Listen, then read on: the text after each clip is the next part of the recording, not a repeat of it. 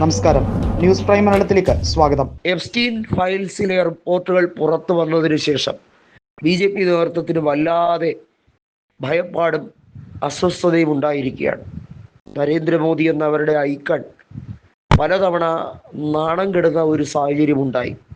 നിരവധി തവണ എപ്സ്റ്റീൻ ഫയൽസിനകത്ത് മോദിയുടെ പേര് പരാമർശിക്കപ്പെട്ടതും അമേരിക്കയുമായി ബന്ധപ്പെട്ട് നടത്തിയ വ്യാപാര കരാറുമായുള്ള കാര്യത്തിൽ നരേന്ദ്രമോദി പല വിട്ടുവീഴ്ചയ്ക്കും തയ്യാറായത് രാജ്യത്തിൻ്റെ ഹിതമനുസരിച്ചായിരുന്നില്ല എന്നുള്ളതും പുറത്തു വരുന്ന സാഹചര്യമാണിത്.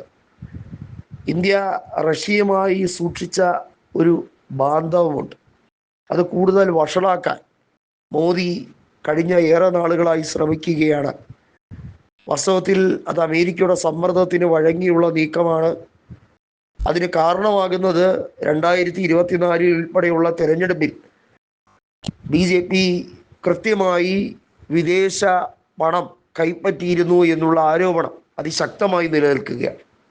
നേരത്തെ BJPയുടെ MP ആയിരുന്ന സ്മൃതി ഇറാനി അവർ കേന്ദ്രമന്ത്രിയായിരുന്നപ്പോൾ തന്നെ BJP എങ്ങനെയൊക്കെയാണ് വിദേശ ഫണ്ട് സ്വീകരിക്കുന്നത്, ഇലക്ട്രൽ ബോണ്ട് വഴിയുള്ള ധനസമാഹരണത്തിന് പുറമെയായി BJP വൻതോതിൽ വിദേശ രാജ്യങ്ങളിൽ നിന്നും ഡയറക്റ്റ് ആയിട്ടുള്ള ഇൻവെസ്റ്റ്മെൻറ്റ് സ്വീകരിക്കുന്നത് എങ്ങനെയാണ്, BJPയുടെ ഖജനാവ് എങ്ങനെയാണ് നിറയുന്നത് എന്നുള്ളതിൻ്റെ ഉദാഹരണ സഹിതമുള്ളത് വളരെയധികം ഗീർവാണത്തോടെ സ്മൃതി ഇറാനി പറഞ്ഞു വയ്ക്കുന്ന ഒരു സാഹചര്യം ഉണ്ടായിരുന്നു.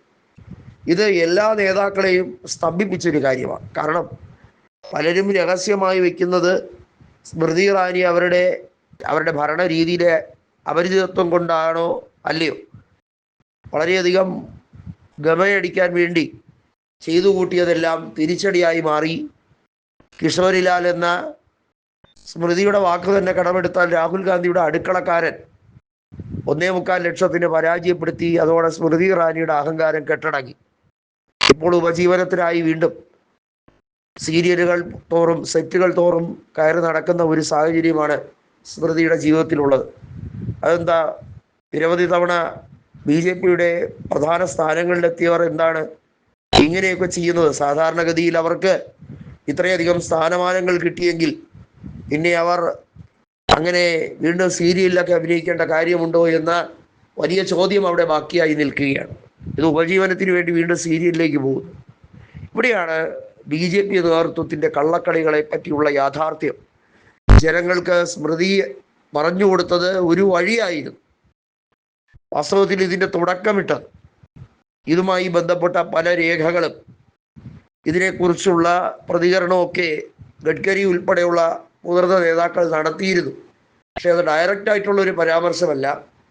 ഇൻഡയറക്റ്റായി നിതിൻ ഗഡ്കരി ഉൾപ്പെടെയുള്ള മുതിർന്ന നേതാക്കൾ പല രീതിയിലുള്ള സമ്മിശ്ര പ്രതികരണങ്ങൾ നടത്തിയിരുന്നു എന്നുള്ളതിൻ്റെ നേർരേഖ വ്യക്തമാവുകയാണ്.